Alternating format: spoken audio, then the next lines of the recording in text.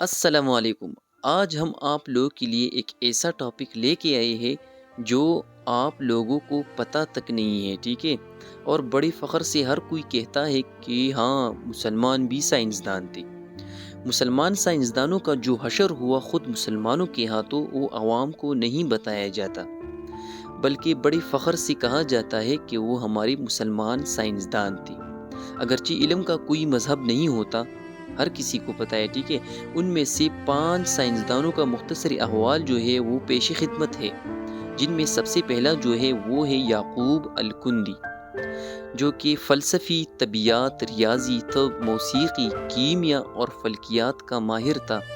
Al-Kindi کی فکر کے مخالف خلیفہ کو اقتدار ملا، تو ملا کو خوش کرنے کی خاطر الکندی کا کتب خانہ جو ہے وہ ضبط کر کے اس کو 60 سال کی عمر میں سریعام کوڑے مارے گئے۔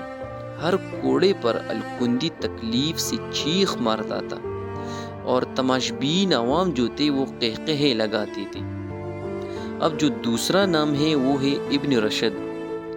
ابن رشد جو ہے یہ یورپ کی نشا ثانیہ میں کلیدی کردار ادا کرنے والی اندلس کی مشہور عالم ابن رشد کو بے دین قرار دے کر اس کی کتابیں نظر آتش کر دی گئی۔ ایک روایت کے مطابق اسے جامع مسجد کی ستون سے باندھا گیا، یعنی مسجد میں ہی، اور نمازیوں سے کہا گیا کہ اس کے منہ پر تھوکا جائے، اور انہوں نے بھی وہی کیا۔ اس عظیم عالم نے اپنی زندگی کے آخری ایام ذلت اور گمنامی کی حالت میں بسر کیے، ٹھیک ہے؟ اب جو تیسرا نام ہے وہ ہے ابن سینا۔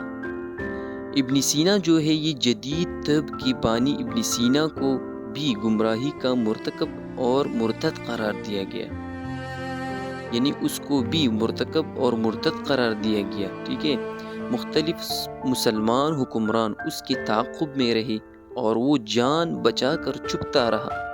اس نے اپنی وہ کتاب جو 600 سال تک مشرق اور مغرب کی یونیورسٹیوں میں پڑھائی گئی، یعنی القانون فی الطب، حالتی رپوشی میں ہی لکھی۔ چوتھا نام جو ہے وہ زکریا الرازی کا ہے۔ عظیم فلسفی، کیمیا دان، فلکیات دان اور طبیب زکریا الرازی کو جھوٹا اور کافر قرار دیا گیا۔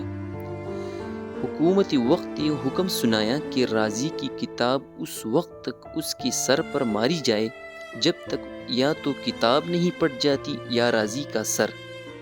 اس طرح بار بار کتابیں سر پر ماری جانے کی وجہ سے رازی اندھا ہو گیا، اور اس کے بعد موت تک وہ اندھا ہی تھا اور کچھ بھی نہ دیکھ سکا۔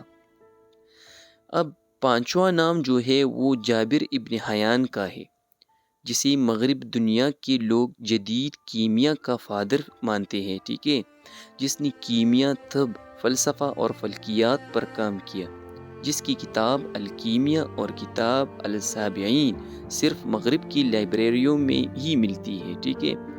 جابر بن حیان سے حاکم وقت کا انتقامی سلوک حکومت وقت کو جابر کی بڑھتی ہوئی شہرت کھٹکنے لگی، چنانچہ جابر کا خراسان میں رہنا مشکل ہو گیا۔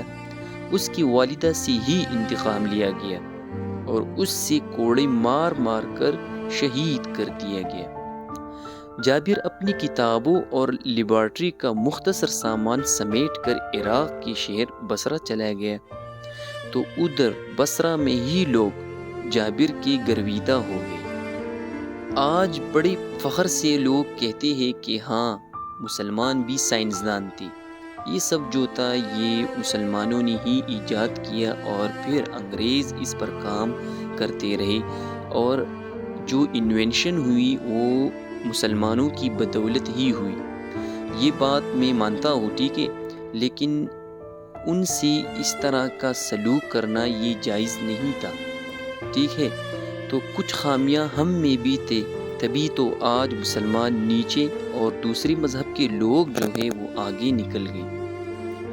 تو اسی طرح ہماری ویڈیوز کو دیکھتے رہیے، ہمیں سپورٹ کیجیے، اور خوش رہے، آباد رہے۔ اور اگر ابھی تک آپ نے ہمارا چینل سبسکرائب نہیں کیا تو ضرور سبسکرائب کیجیے۔ اللہ حافظ۔